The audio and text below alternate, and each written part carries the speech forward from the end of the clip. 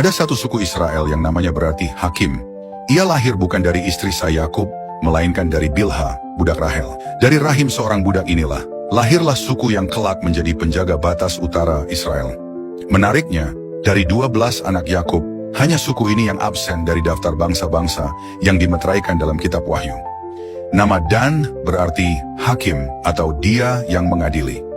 Namanya adalah pemberian oleh Rahel sendiri dengan berkata, Allah telah mengadili aku, dan ia telah mendengarkan suaraku, dan memberikan kepadaku seorang anak laki-laki. Kejadian 30 ayat 6. Dalam perjalanan sejarah bangsa Israel, suku Dan awalnya menerima wilayah di bagian barat, dekat daerah Filistin, Yosua 19 ayat 40-48.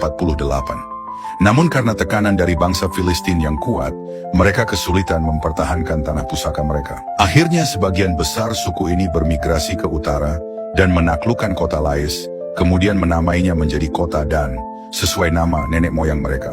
Kota ini kemudian menjadi batas paling utara tanah Israel. Itulah sebabnya muncul ungkapan dari Dan sampai Bersyeba, Hakim-Hakim 20 ayat 1 yang menandai seluruh bentang tanah Israel dari utara ke selatan. Tokoh paling mencolok dari suku ini adalah Samson, hakim yang diurapi dengan kekuatan luar biasa, namun memiliki pergumulan moral yang besar, Hakim-Hakim pasal 13-16. Samson menjadi lambang paradoks suku Dan. Ia kuat secara jasmani, namun rapuh secara rohani. Secara simbolik, Yakub dalam berkatnya menubuatkan bahwa Dan akan mengadili bangsanya. Ia atau Dan akan menjadi ular di jalan.